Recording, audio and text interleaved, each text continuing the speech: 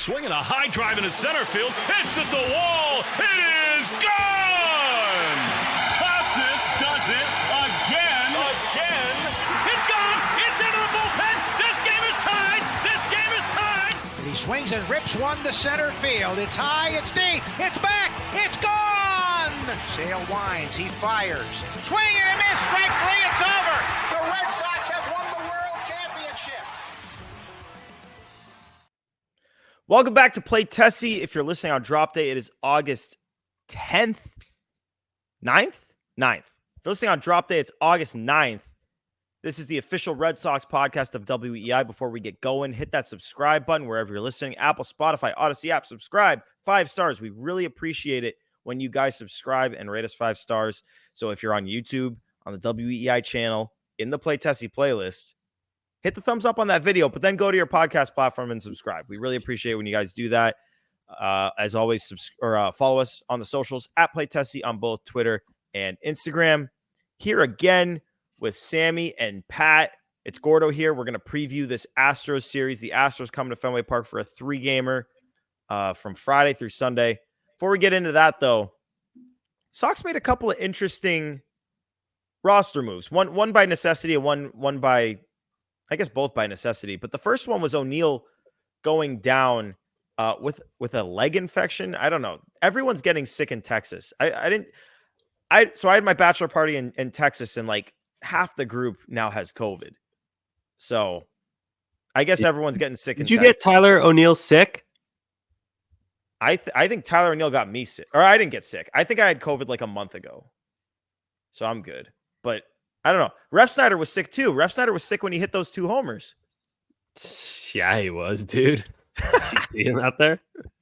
So, yeah, Valdez came up for the game against Kansas City, the 3rd game. Didn't see him in the game. Maybe we see Triston Casas in this Houston series. He's been hitting the ball real well in AAA. I don't know how much more there is to prove. Like, his timing's clearly there. I don't know. Am I crazy for thinking he could be back Friday? Today, as we're recording, technically on Thursday, it's Wednesday night, Thursday morning, technically. Casas had 3 hard hit balls over 100 miles an hour today. 2 were doubles, 1 was caught. So, yeah. I don't know if he's 100% ready, but if he's not, he's pretty darn close. Yeah. I mean, he's raking. He looks great in AAA. If he's still working on timing, which, I mean, I doubt he is if he's hitting balls over 100 miles an hour, maybe give him the weekend. But, I mean, if he's ready to roll and he wants it, it's hard to say no. Answer me this. So, obviously, with O'Neill being on the injured list, to me, at least right now, the obvious move for if Casas is activated during the series is to option Valdez back down. But they say that, and obviously take their word for what it's worth because they lie about this all the time. But they say O'Neill's going to be back at the minimum, which would be, I believe, game 2 of the Rangers series coming up after the Astros series. When O'Neill comes back, if Casas is already back and Valdez gets optioned, what is your roster move there? I think you have to send down Sogard. I agree with you. And then you just bring him up as it is. Yeah. No, nothing to do with performance. Just you probably want to keep Dom Smith around. He's played well. He's been a good clubhouse guy. You can tell that they value him, and you can't option him. So that's kind of it. Who else? Like you're saying, you'd have to DFA Dom as opposed to like Sogard, who you can option. There's other guys you can option. Like if you'd wanted to like option Hamilton, you could, but I don't know why you'd do it. No, I think it's pretty simple. You just do Sogard and then you bring him up 3 weeks later when rosters. What is that? The 28th they expand, so not even 3 weeks, something like that. In about a month, 3 weeks or so, rosters expand. You can bring Sogard back up, so it's not a big deal if you do that. That's the least amount of puzzle pieces moving, in my opinion. Yeah, I think I'm with Sammy. I think Sogard's the obvious answer. But a lot of people are thinking, or I've seen a lot of people on Twitter say that Casas back means Dom's DFA'd. I don't think that makes sense. Like, I get the whole 2 lefty first baseman. It doesn't make. I get that counterpoint, but that's putting all of your eggs in the Triston basket. If he's hurt again and he's going to need regular days off his feet, maybe he DHs some days. If something were to happen to Triston or he needs more time off in between starts at first, you're putting a lot of faith in Romy as your everyday first baseman, which I don't think is smart down the stretch. Right. It like Romy or Wong, and it's like against a right-handed pitcher. Yeah, it's not even just like Dom. We all love Dom. The fans love Dom, but the team loves Dom too. He's big in that locker room, big in that clubhouse. He's played super well. So when Casas, and you're right, Pat, Casas is not just going to, even though like I feel comfortable with him playing against lefties, he's going to come back, but he's not going to be able to play every day. So maybe the off days should be against some scattered righties, and you get Dom in there, because I don't want to lose that bat for nothing. If you DFA him, he absolutely gets claimed. He's been way too good. You want to keep him around for whatever run this team has in it, especially as Sammy said, with the rosters expanding. It's like a few weeks of having kind of like a iffy roster. Like obviously you'd rather have Sogard to play against left-handed pitching. But if you're comfortable with Casas against left-handed pitching, then Romy, instead of playing first base, he plays second. If it does work, it's like not perfect, but it does work. And then you do it for a couple weeks, 2 or 3 weeks, and Sogard comes right back up. I believe the rule is it expands by 2 roster spots, but I think you're only allowed to make one of them a pitcher. I believe you're right. Yeah. So they'll probably do Dom Smith, and like Joely or Horn or something, a lefty. You mean Sogard? Oh yeah, sorry, Sogard. Dom Smith, Sogard and a lefty. Yeah, correct. Sogard and I mean, as of now, Boozer. Yeah, Boozer back up. Yeah, true. It'd have to be him. Oh man, and then Slayton's coming back, so you're gonna have to make bullpen choices, and then you have Von Grissom, who you're probably just gonna keep in AAA for the rest of the year at this point. Yeah, I don't know, man. But this, like we spoke about last episode, these are good problems to have. They have too much talent, much better than years past when we felt we didn't have enough talent over here in Boston. Yeah, I mean, this team has been able to stay right in the thick of the playoff hunt despite not having their. We all said that Triston Casas, like going into the season, I think a lot of us thought Triston Casas was the best hitter on the team. Yeah. Yeah, I mean, I'll add on to what you were about to say, Gordo. They're in the playoff hunt despite missing their best or second best hitter for pretty much the entire season. Your shortstop played for 2 weeks, and you lost him for the entire season, and you lost 2 starting pitchers right from the jump. So, manager of the year, Alex Cora. Excuse me. Why have we not beat that drum more to this point? That should be like the old, like we had the Jarren Duran All-Star thing for a while. We had the extend Cora thing for a while, but it should be manager of the year. I mean, people don't care about that award that much for some reason. It's kind of a bullshit award. You can't prove it. Who aside from Cora is really like makes sense? Like Boone sucks. Who's the Rob Royals guy? Thompson? The Phillies have had a good season. They've kind of cooled off a bit. Well, they don't even matter because they're NL. Stephen Vogt, first year manager, Cleveland. They do AL and NL. What's the Royals guy's name? Is it Quatraro? Quattaro, yeah. Quattaro? Quattaro from Avatar. Jose Quintana. Oh, Pedro Grifol. Yeah, legend. The White Sox manager, Pedro Grifol. Does he get to be White Sox legend, Sammy, or no? He's there for a long time. Oh, he's not a good legend, but I feel like he's definitely gonna be a legend. You'd have to talk to some White Sox fans. Gordo, you weren't here. We did a whole segment last week about how we would manage life if we were White Sox fans. Yeah, and I also found the nugget that Pedro Grifol is 100 games under 500 as an MLB manager, which is bad. Yikes! Yeah, that wouldn't be a fun life. My life might be entirely different. So anyway, yeah, the answer is Cora, Vogt. Trying to think if there's anyone else. Who's Astros now? Oh, I forget. They promoted the bench coach. Joe Espada. Yeah, Espada. Yeah, I mean, I don't want to give a guy credit for being bad, but the way that team started off ice cold and now they're on fire and probably going to win the division, that's impressive. But I feel like that's kind of giving a guy credit for being bad to start. Writing what should have been a good ship. Right. Yeah. Okay. So Yeah. I'd go probably Red Sox, Cleveland, Astros for manager of the year. Yeah. So let's go Cora. Easy. Yep. Alex Cora, manager of the year. Last. Okay. Yeah. I'll bite here. When Justin Slayton comes back, if he comes back before rosters expand, who is your move?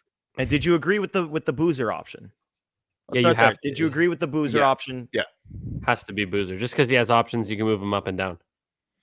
I would have done Winker Criswell and kept the two lefties. But I would if it were a longer term thing. This is just very, very temporary. Plus, you now have Sims who has reverse split, so he can get you lefties. That's fair. I think the other thing too is, and Gordo, we talked about this last episode too, is Cora publicly said that he now has reached a point where he feels as though he can or has to be aggressive with the bullpen, preserving leads, taking guys out what might feel like too early just to keep them ahead or in the game. I think the depth that Wink and Criswell give you is super valuable in saving the pen down the stretch. I think that's the only reason I understood the Boozer move. I think the other thing too is that with Pavetta's start getting skipped, and we'll get into this in the preview because as of when we started recording, nothing had been announced starting pitcher wise for the series, so we're kind of going to be guessing a little bit. I'll look into this. Yeah, we're still TBD all across the board, so we're going to be guessing. But I tend to think that them keeping both those guys around means that they're going to try to bullpen their way through a game and get guys like Cutter Crawford an extra day of rest. Yeah, you took the mouth right out of my words, Gordo. I took the mouth out of your point. You took the mouth out of my point. Now I'm pointless. But yeah, I was going to say the same thing. I don't think you can demote. That feels derogatory. I don't think you can send Criswell to AAA right now because the Pavetta thing, which is, I mean, that's not good. That is not what you want to hear in the middle of a playoff spot hunt. True. The middle of August, you're one veteran. Oh no, you have Paxton now. One of your veteran starting pitchers. What is it? Arm fatigue is how they velocity down 2.2 miles an hour in his start in Texas. Arm fatigue. Yeah, my brain was in a pretzel. Nothing, but that game, you can't. I know you can't.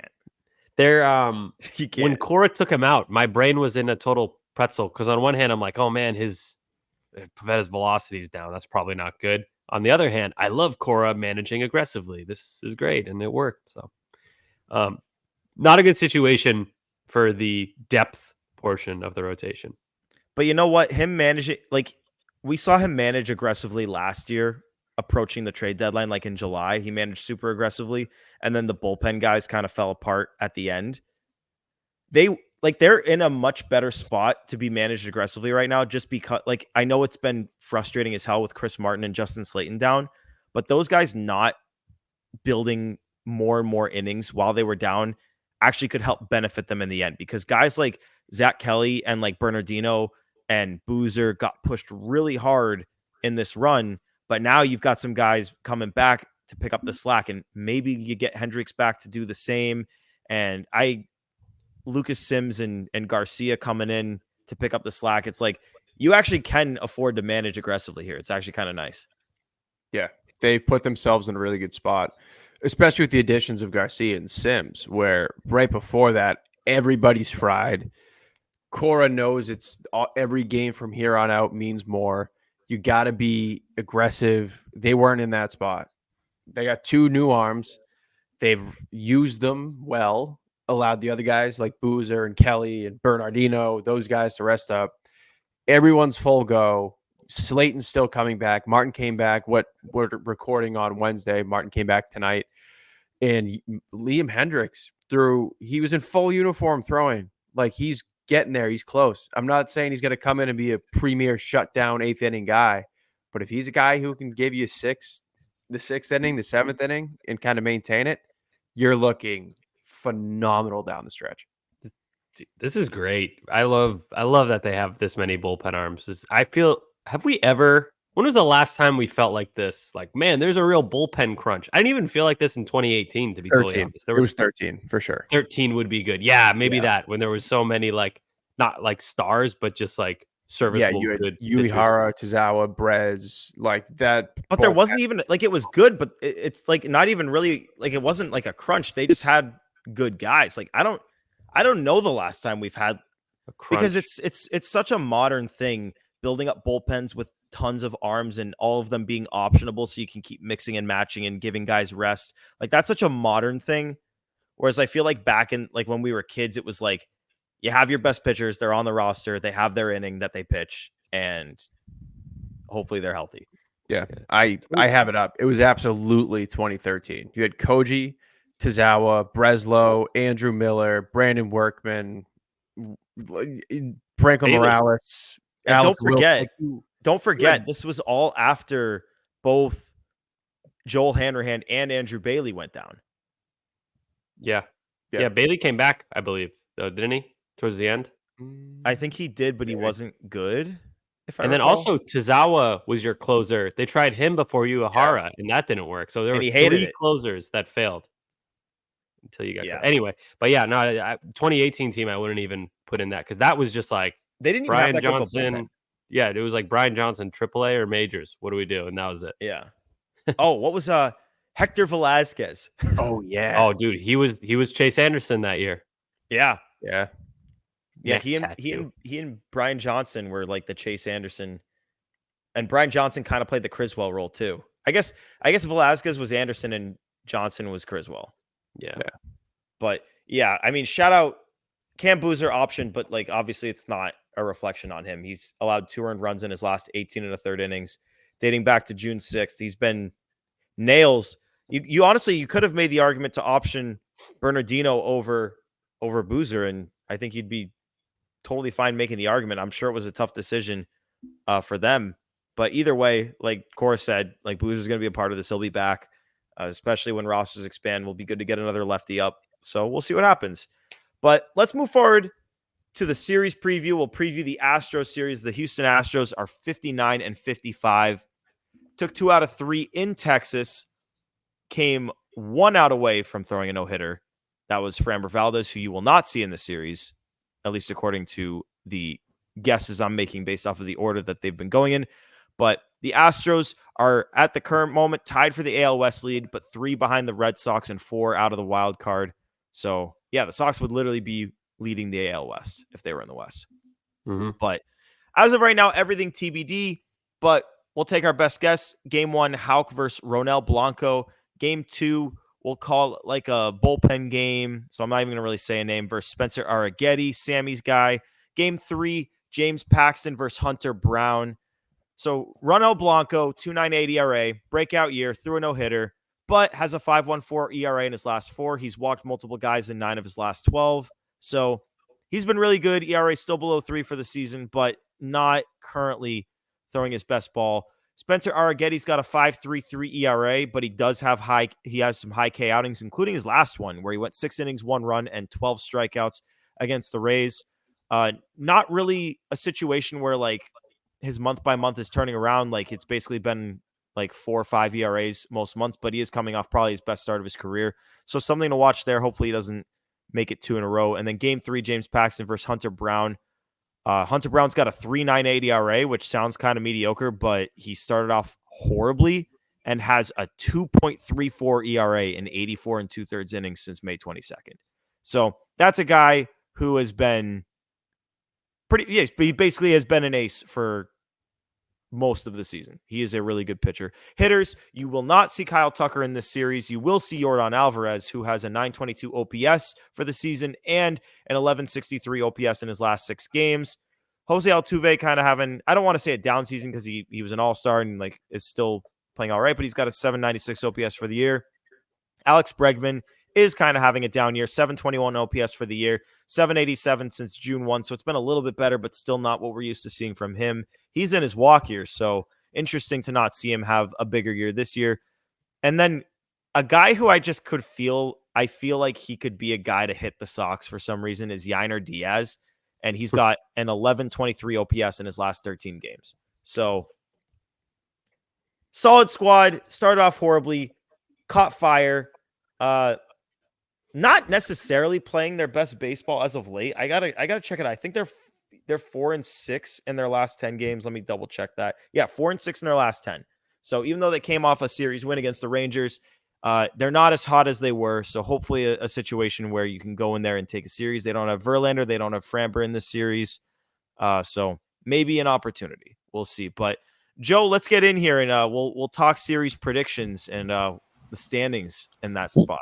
What's up, fellas? So looking at the last series with the Royals, only two gentlemen got points in that one. Pat and Sammy correctly predicting the 2 out of 3 victories. Even got the sequence right too, but it's only for 4-game series. Get an extra point, not a 3-game series. So Pat and Sammy get it right with 2 out of 3. Gordo, you and I went win, loss, loss. So we don't get one there. So the standings are at Sammy, still leading with 13. Pat is now in sole possession of second. He's got 8. And then it's myself and Gordo with 7. Oh, I got to be better. Did I predict them to get swept by the Rangers, or did I predict the Red Sox to get a game? I believe you predicted them to get swept. Just let me certify that. Yeah, you predicted them to get swept. All right, so you can thank me for that series win. But wow, all right, nice hedge right there. Yeah, that's a hedge. It's a reverse jinx. I reverse jinxed the hell out of that series. They are now 4-10 when I see them on the road. Wait, 5-10. They're 5. They were 3-9. Now they're 5-10 when I see them on the road since 2019. But I'll go first for predicting this one. I'm going Sox take 2 out of 3 here. I'm going to go loss, win, win, and I don't really have any justification for it. It's just a feel thing. You want to talk about feel, Gordon? Let's hear it. I'm feeling a sweep. Sox sweep. Kick the crap out of Houston. Houston's pitching, not very scary. Red Sox hitting, very fucking scary. At Fenway Park, you might get Casas back. Astros missing friggin' we're not seeing any of their best pitching, and they're missing their best all-around player probably in Kyle Tucker. Yiner Diaz, dude, read a book. I'm not scared. Red Sox sweep. Yeah, that sucks because I'm also going sweep, so I'm not going to make up any ground. But I was once I heard those pitching matchups, I was dead set on sweep, and I'm sticking to my guns. Wow, I thought I was going to be the odd man out, but now I'm going to change it because if 2 guys are going for sweep, I feel like if I had said sweep, that might be a little bit too risky. So I will say that they win 2 out of 3. I'll go win, loss, win. I think the bullpen game, yeah, bullpen's good, but you never know. These bullpen games are always a little shaky. So win, loss, win for me. Joe, I like your strategy because last time you and I both picked something and we're wrong, and they both picked something and we're right. So if that happens again, then the Red Sox will sweep the Astros. And we got to be tied for second again. If we're all going down, we're going down together. Yeah. Joe, we'll go down swinging. Sox sweep. No, but I'm sticking to my guns. I will not join. Sox 2 out of 3. Does that mean we're Pat? Pat, what are we doing? Crystal bomb. Ooh, bomb it. Ooh, bomb it. Yeah, bomb it. Joe, what do we got for standings? Nothing really new here since the last series because no one got a point. Pat, your guy Tyler O'Neill didn't even get into a game, so didn't get a point there. Sammy went with Jarren Duran, felt like a good pick, but didn't go deep. Gordo, same thing. You used your Devers pick, and that didn't work. I myself went with Ceddanne Rafaela, and that did not strike well. So the standings are still Sammy and Gordo tied at the top with 16. Pat behind with 7, and me in the basement with 4. Devers. I'm going Devers. Burning it. Devers. I always get fucked. Devers. Who wants to go next? I'll let Sammy or Joe go next. I've got 2 picks that I'm equally fine with making. Who did I even pick? I'm coming off of I picked Duran and Willie. Oh, Willie. Okay, so I have to. Oh man, I was gonna use my Devers pick. I felt really good about it too. Because I'm so courteous and go last. My last 2 picks were Danny Jansen and Tyler O'Neill, who didn't play a game. So I'm taking Devers.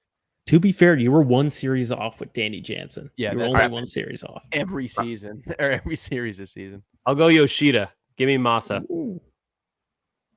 Okay. All right. I'm going to go Thick Willie here. I was one series off. I picked him the series before he hit 3 homers.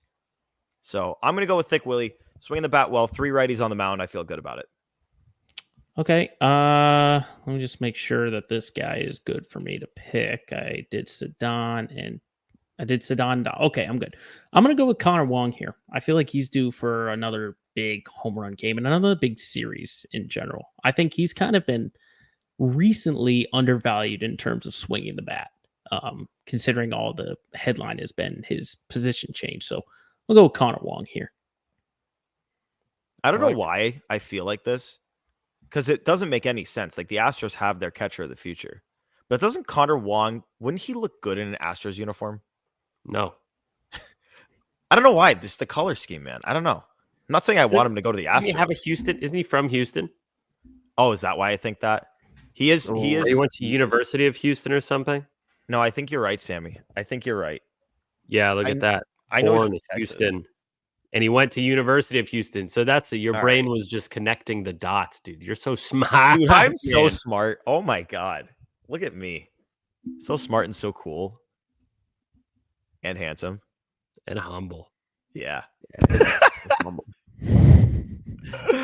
All right, Sammy, hit us off. All right. Favorite segment, because we all win every time. It's guys being dads. Yeah. All right. New one. We haven't done Astros yet. So I need a player who played for the Red Sox and the Astros. Make it freaking weird. Is there anyone I want to ban? No Christian Vasquez. That's too easy. And I think other than that, we're pretty good. All right. Who would like to kick us off? I can do it.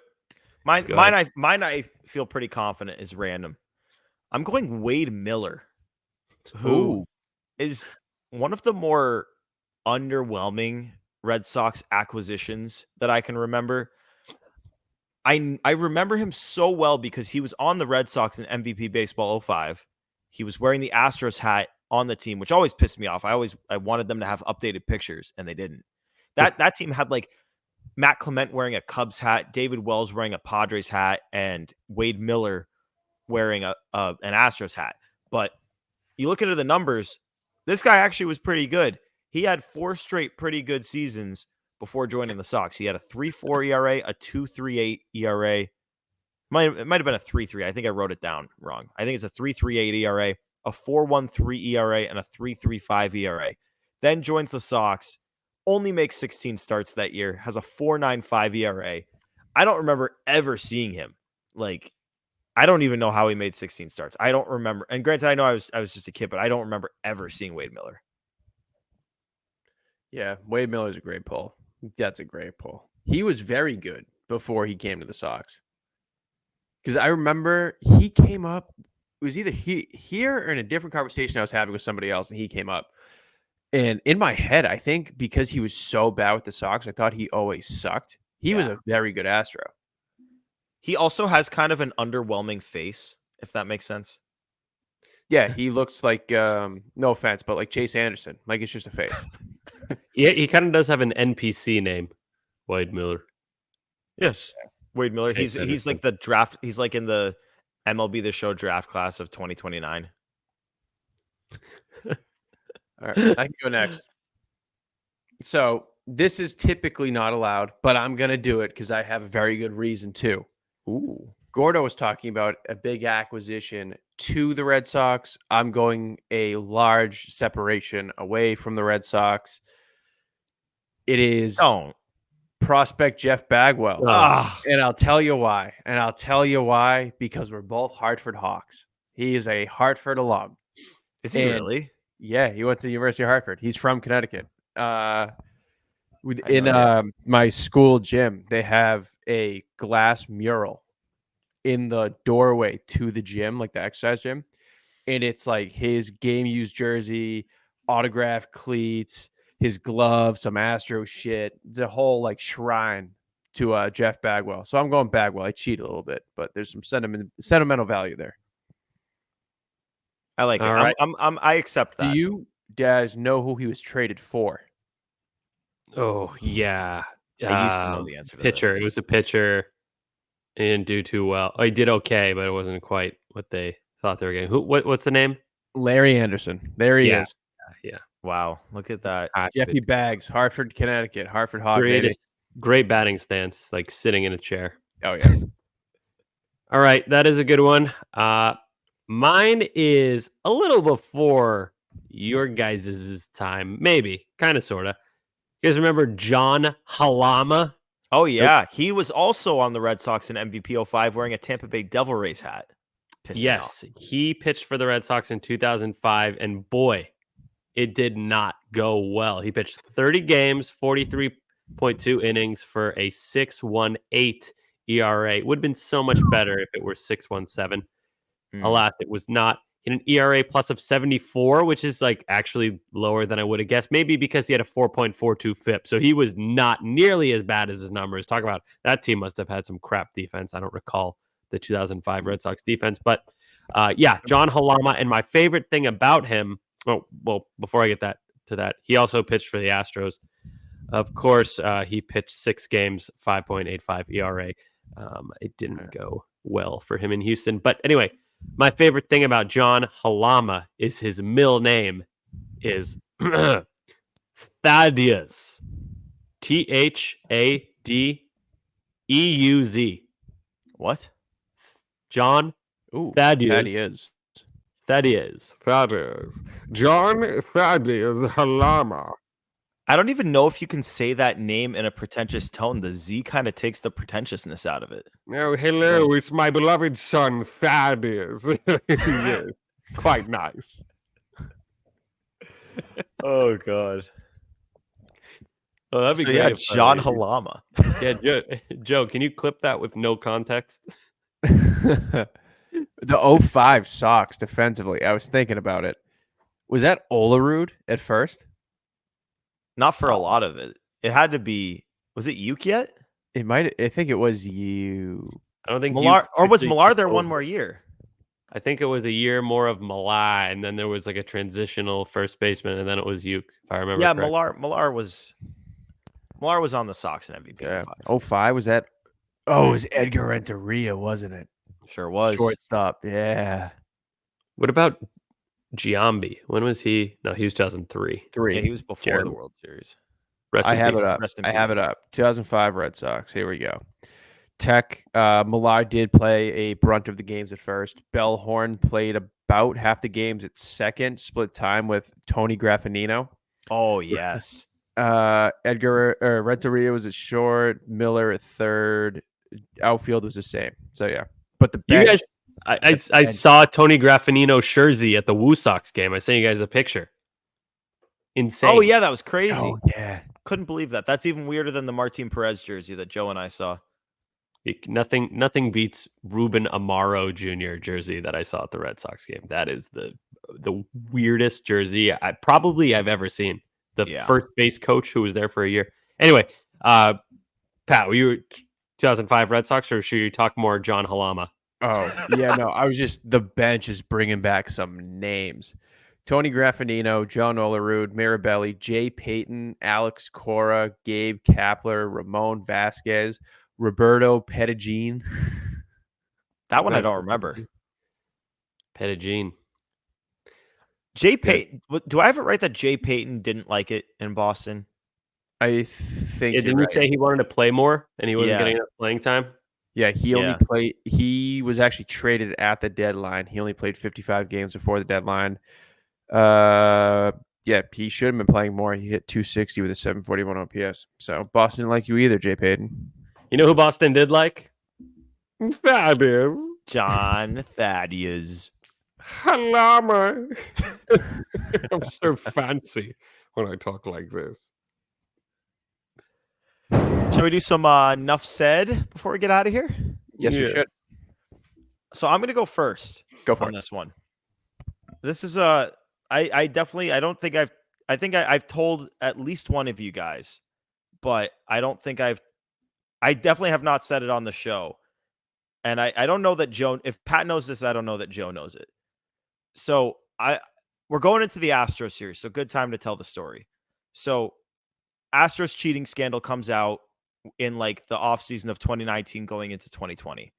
And I saw like while this is all happening, like there was like burner accounts for like Antonio Brown coming out and burner accounts for Kyrie. And I was like, this is dumb as hell. Like there's no way it's these guys. Like I could do this. I could like make a fake Twitter account and like tweet a bunch of propaganda about someone and they'll think I'm a burner. And so I tried it to, my thing was I'm going to defend Justin Verlander against the Astros scandal and see if it gets picked up. And literally I did it. And within one day it was everywhere. I had like I had a bunch of followers on it.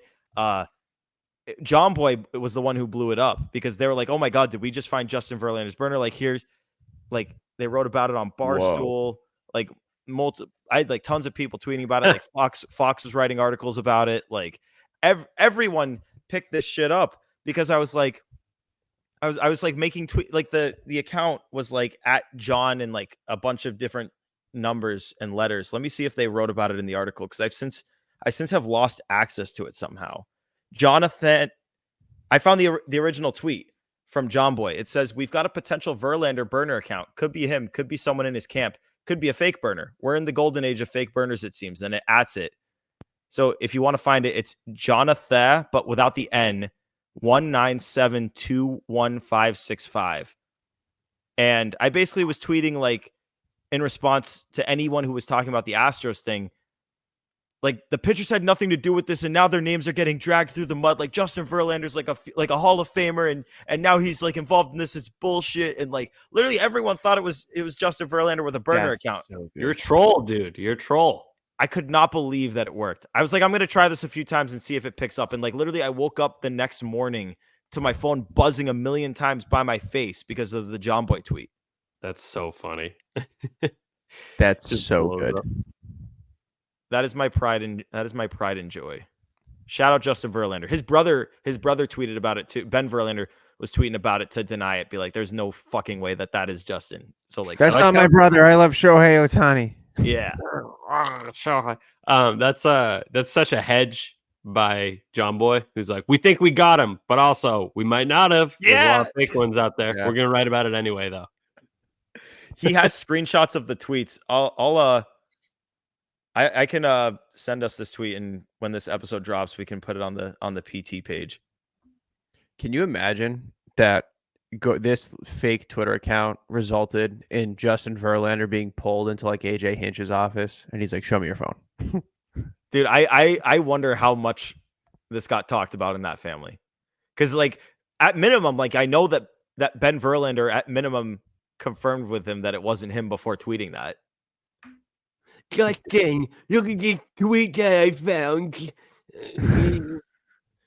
All right, I'll go real quick. This series and the last series, Red Sox versus Rangers and Red Sox versus Royals. Mike Monaco and God, I can't even talk. Mike Monaco and Will Middlebrooks in the booth. Big fan. Yeah, it's good. Big fan of Monaco and Middlebrooks. It felt much more modern, a lot more, I don't know, just felt loose, but not in a bad way. Loose, but in control kind of broadcast. I really enjoyed it. Based on the Twitter sentiment I saw, seems like everyone else enjoyed it as well. Not a knock on the other guys who are in the booth. I think Berloni is one of the best. I would love to see him included. There's other guys who are fun. Dave O'Brien, I think, is a fine announcer as well. Nothing against him, but those two, Monaco and Middlebrooks, big fan. Thought that worked out very nicely. A lot of good banter. It was fun, but they also they came very prepared. There were good numbers tossed around, good stats, and like this isn't to take away from the normal broadcast, but I feel like we don't get a lot of just like casual like numbers thrown around on the broadcast. It's like they prepare for the game with a couple of like graphics with the numbers, but it's not like Dave O'Brien's a very like good national broadcasting voice, but it's not like he like I don't know. I don't want to sound like I'm like dumping on Dave O'Brien, but I love Mike Monaco in the booth. I really do. You know what I like that Monaco does with Middlebrooks at least is that he'll ask Will questions during the broadcast, like questions that a player would be able to answer that a broadcaster might not be able to answer. I thought that was cool because that's what I want to do when I'm listening to a game or watching on TV. I want to ask questions, but obviously I can't from my couch. I just thought it was cool that he does that. I feel like it's not the most common way to go about things, and I feel like it should be more common. And you know what? I feel like Mike probably like knows the answer to a lot of the questions he's asking, but it's for the audience. It's like, how many people I wish I had an example of what you're referring to, because he did it like at least 3 or 4 times during the series. And he asked Will if they say, I think it's like ducks on the pond or something like that. Some term, some like old school, like very like PG baseball term. He's like, "Do you guys say this still?" And Will was like, "Yeah." Sometimes. One he asked Will was about angles. It was about the angle of the pitch. So he's talking about like how throwing it from the side and it coming in from that angle versus Cutter throwing it over top, and asking what like that feels like to a hitter. That was another it was good. I liked it. The ability for Middlebrooks to break down at bats, and Euclid does a good job with this too, giving you that, this is the term for it, inside baseball kind of look at stuff. Like, I thought it was cool. This was a small thing when, who was it? Somebody on the Red Sox threw a pass ball in game 3, and it looked really weird because it was Danny Jansen behind the plate and he blocks everything. And then on the replay, it showed that the ball completely just cut at the end. And I think it was Cutter actually. And the ball just cuts at the end and Jansen misses it. And you're like, what? How do you let that go by you? But on the replay, Middlebrooks was like, oh, look how it takes off. And like, it could be a scuff or a seam catching the wind. Just little things like that, I feel like add a lot to a broadcast. And it mitigates those fans who do like, how the hell do you mess that up? You're a major league player, blah, blah, blah. It's like, well, here's why. It took off. And he's not an alien with lightning quick reflexes. It's a human. So anyway, I like that broadcast booth duo. I thought they were good with Millar as well in Texas. So I hope we get more of that. Pat, what do you got? I got a fun one. I got a really fun one, if I may say so myself. So you teased this on the last episode. Yeah. So the White Sox just tied the MLB record for most consecutive losses in a season with 21. A member of that team is Gavin Sheets. What a lot of people don't know is his dad was a journeyman outfielder, kind of bebopped around Baltimore, Detroit, Seattle. He was on the 1988 Orioles team that lost 21 games in a row. So though that father and son were on the 2 teams that own the major league record for the most consecutive games lost. Ooh. Another fun father and son fact is 1988 Orioles. There's one obvious name you put to that. It's Cal Ripken. He was the face of the Orioles for what felt like 20 years. The manager to start the year for the 1988 Orioles was Cal Ripken Sr. The man who took over for Cal Ripken Sr. was none other than MLB Hall of Famer Frank Robinson. What a fun story. So Gavin Sheets is born. I'm not calling them a loser, but I will. You were about to call him a born loser. Yeah. So I just like how you connected Frank Robinson and Gavin Sheets. Oh yeah. So Gavin Sheets is a loser born from a loser who played with a Hall of Famer in Cal Ripken, who played for his loser dad, who was then taken. I'm kidding. This is mean, but none of you are losers. But that just blew my mind. What are the odds? Damn, Gavin Sheets. That's an interesting one. Gavin Sheets, who I feel like is one of, I don't know how he's doing this year, but in general for the last 6 years, he's been one of. Is he bad this year? Oh, he's very bad. He was pretty solid. How many homers did he hit? Was it 2 years ago? He must have hit several. Yeah, this year he's hitting 211 and is negative 1.3 WAR. Not great. I guess he hasn't had the caliber of season that I thought he did. And he was actually okay as a rookie. Sheets. That's a good Sheets. Ben That's where I thought you were going with that at first, Pat. I thought you were about to say he's related to Ben Sheets. Brewers, No, A's, that'd be cool. Braves. That's a good one. He had I can't remember Ben Sheets' number. Very sad. 36, maybe. I have It it. feels like a high number. Ben 30. Sheets was I'm going 50s 15, 15, and 30. Yeah, I was close. No, I'm wrong. I can't get them all. I would get that. No, you can't. Well, actually, you Can't kind of get 'em can. all. If he pitched Most for the of Red Sox, you'd get it though. Yeah. Go Sox. Appreciate y'all tuning in for episode 111 of Play Tessie. Before you go about your day, do whatever else you're doing, hit that subscribe button wherever you're listening. All podcast platforms, Apple, Spotify, Odyssey app. We really appreciate when you subscribe and rate us 5 stars. If you're watching on YouTube, on the WEI page, Play Tessie playlist, you can hit the thumbs up, but you can also go to your podcast platforms and subscribe, which helps us out a ton. Also, remember, we are on the socials. You can follow us at Play Tessie on both Twitter and Instagram. Sox-Astros coming up. Every series down the stretch is a big one. So here we go with another big one. For Sammy, for Pat, for Joe producing, it is Gordo here for Play Tessie. We appreciate you all tuning in. Peace.